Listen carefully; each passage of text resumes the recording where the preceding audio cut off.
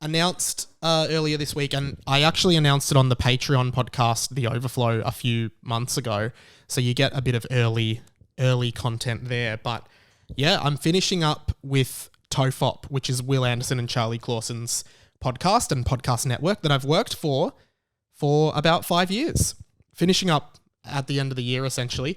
Not totally, but as the main producer of their pods, they've been acquired by Listener, which is a podcast production company, and they're going to have much more resources, which is very good for them. But I did want to talk a bit because I put this little this thanks tweet and Instagram post out there just saying thank you to all the people who helped me get that job, and that's been like such a defining part of my career, particularly in the earlier days. I produced Will Anderson's WILOSOPHY podcast, and I've never really told too much of the story about working on that show here, so I thought it would be good to just explain to people how I became a podcast producer, because that's what I've been doing, and I never really set out to do it. I always sort of thought I was going to work in radio, and my dream at the time was to produce drive radio. Like, I loved Hamish and Andy. They did the National Drive show on Fox FM and the Hit Network around Australia. And I always just thought, I want to do drive radio. I want to produce it. And I mean, that was my goal when I started working in radio. So at the end of 2017, and I know some of you will know bits and pieces of this story, but at the end of 2017, I was the panel operator on the final week of the Hamish and Andy Drive radio show. So Jack, it was an outside broadcast, and Jack was with the boys in all the outside locations they were broadcasting throughout the week. So I was back in studio paneling, talking to the guys and etc. And the executive producer of the Hamish and Andy radio show was Sam Kavanagh. And I worked a lot with Sam, and I was super passionate about Hamish and Andy, as I'm sure you guys know. I worked a lot with Sam on that week, and just generally at Fox FM when I was working there. And Sam is an absolute legend. A lot of my career, particularly since, moving into podcasts, is due to Sam sort of taking a shot on me and giving me a chance back in 2017, 2018. So once that all wrapped up, I sent an email to Sam, and I basically said, hey, mate, just wanted to say that last week paneling of Hamish and Andy was like the greatest week of my life. That show has been a massive part of my life, and I just wanted to thank you, etc., for all the opportunities. And he said, no worries, looking forward to seeing what your career does next. And then early in 2018, Sam sort of came up to me in the office, is like, hey, can I chat to you about this opportunity I've got for you? And at this point, we hadn't started it, but I was going to start as the assistant producer on the Hamish and Andy podcast. That was the first year of the H&A pod. And Sam pulled me aside, and he was like, and this is, I remember this conversation so clearly, and I was such a different person, and it's so fascinating looking back. And he just said to me, look, I work with Will Anderson on his, Sam's like working as a consultant with Will and Charlie on their podcast network. And he said, Will does this podcast called WILOSOPHY. It's run for about 2 years, but it's very irregular in its release, and it doesn't have like any kind of release schedule. It has the potential to be a very big show, but it simply doesn't have a producer to keep it ticking along, and Will doesn't have time to actually produce the show. So I'm trying to convince him to put a producer on that show, and I think you should do it. And I was like, yeah, I'd love to do it. And that's kind of how it started.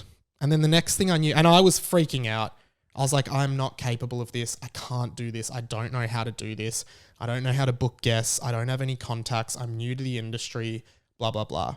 And the next week, Sam had organised for me to meet Will. And that was the first time I met Will Anderson. It was in an office at Triple M, because he was doing the Triple M breakfast radio show there. And I met Will, and he was really nice. He's like, what are your thoughts on this? What is your goal? What are your goals? And I said, I think I want to produce drive radio, but I'm keen to just get as much experience as possible, blah, blah, blah. And then I kind of had the job, and I was like, great, let's record our first one next week. And I we used to record it when Will lived in Melbourne. We would record it at Will's house. So I would drive to Will's house and I just sort of hang out with Will, and like I didn't know him that well. So at first it was kind of awkward and I wasn't sure like if I was imposing or not, but we'd go to Will's house, the guests would meet us there and we would record at Will's house. And I was just doing WILOSOPHY and I was booking guests every week, and the idea and basically what I was tasked to do from Sam was, your job is to have a guest booked in and recorded every week for an episode to be released every week for the year. And if you do that, he thought the show would grow, it would become a profitable show, and it would become a big show. Now, I'm really proud of what we achieved with that, because we did do that. And at the time WILOSOPHY was running, it became probably the biggest interview podcast in the country. Now there's hundreds of them, but at the time there weren't really any. And we released episodes every week, we recorded every week, and I was just chugging along with it, and I felt really confident about how it was going, and I was really happy with everything I achieved on that show. It was amazing.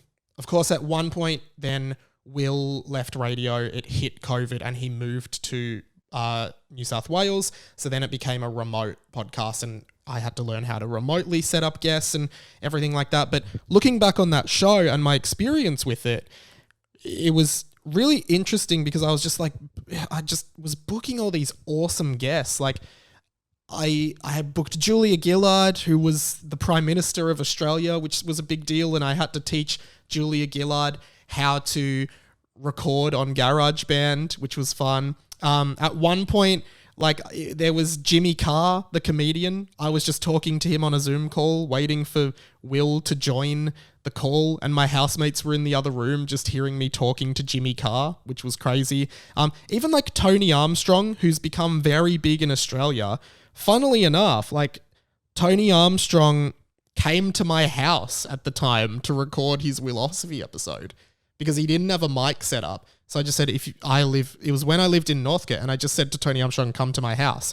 And the funniest part about that was, and you just meet all these interesting people, but then it turned out Tony Armstrong used to work with my brother and they were really good friends. And immediately as I opened the door when he arrived, he was just like, oh, you're Dan's brother. I used to work with your brother. And we were really good friends and like used to have beers on my brother's balcony and stuff. So just funny stuff like that. And, you know, working on that show was such a blast. It was an incredible experience. It was such a good show as well. Like I learned so much from working on WILOSOPHY. And at the same time, I was starting working on Hamish and Andy. The way I got that was after I finished on the Drive radio show, and the boys were leaving radio, and then I got in contact with Dave Cameron, who Hamish and Andy fans will know as Grumpy Dave. And I said, hey, I'm really passionate about radio and being in the business. Can you give me any advice or tips on what to do next? And he said, would you want to work on the Hamish and Andy podcast? And me, like he literally just said it like that. Like we had a longer conversation. He was like, oh, maybe you could be interested in doing this. And I was like, yeah, I'd love that.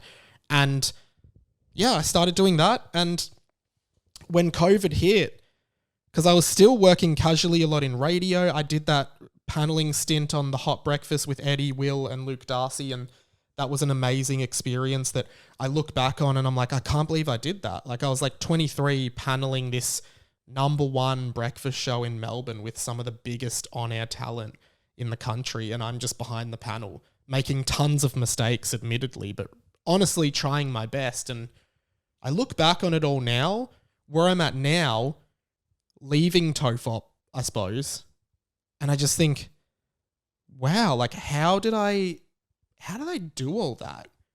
How did I have the courage to do all of that? Because now where I am, I feel so confident, but back then I didn't. But I was just like, I have to do this. Like I have to give all of these things a shot. That's my way into this industry. And I think when COVID hit, radio died. Like there was but there was significantly less money in radio, significantly less casual jobs in paneling and stuff. And I essentially just had to go into podcasting because there was no other work. So I just sort of transferred my skills to podcasting. But that's also when I kind of started ramping up on this show doing more of this. And then as time went on, I started all the stuff I was learning from making podcasts with other people, bigger people, I was kind of taking back to this show and trying to channel it into what I do here.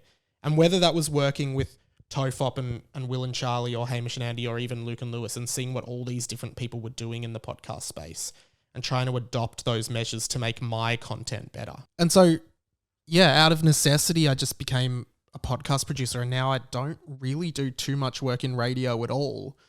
Not that I'm not open to it, but it's just like podcasting has boomed so much.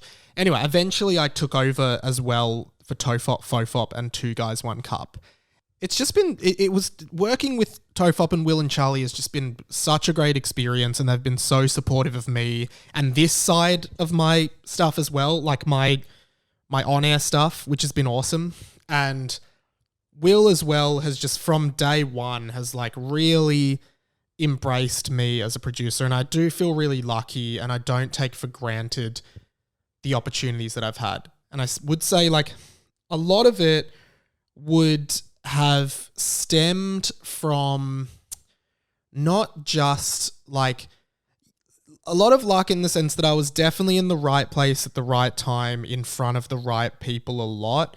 And I guess the argument is that you make your own luck, but also like a bit of privilege as well. Like, don't get me wrong, but I do feel really lucky. I don't take for granted the opportunities that I've had, and I'm really grateful for that experience to be working with such a good show, and WILOSOPHY in particular, again, was so proud of what we achieved with that, and just the caliber of guests we got on, the output of that show, and the quality of the conversations that that show would allow, and to be creating that space and to be creating those conversations for people at a time where, again, those kinds of podcasts, at least in Australia, weren't very big. Now, I personally feel like a lot of podcasts are just celebrity talking to celebrity friends, or the same guests go on every podcast to promote their book or to promote their album or whatever it is. And it's just the same conversations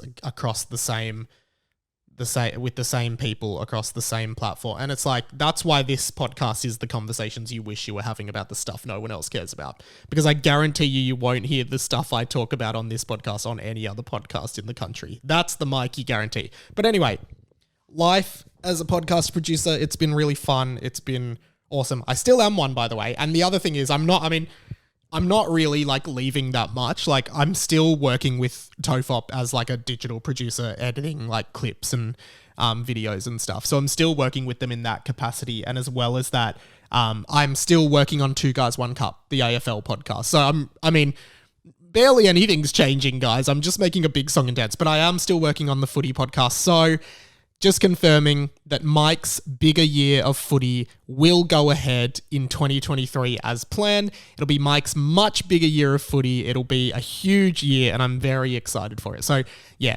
I'll no longer be on TOFOP, and if WILOSOPHY comes back from its hiatus, I won't be working on it. But I'll still be on Two Guys, One Cup, and I'll still be around. And Charlie even said I might pop up on FOFOP, which I've been on a few episodes of in the past. So yeah, really cool, really grateful, and wanted to take some time on this pod to talk about that part of my career. And special thanks to Sam, Will, and Charlie, and James Fosdyke, the artist for TOFOP, who have worked with me and been amazing people to work with over the years. So thanks to those guys, and awesome part of my career that I am so grateful for.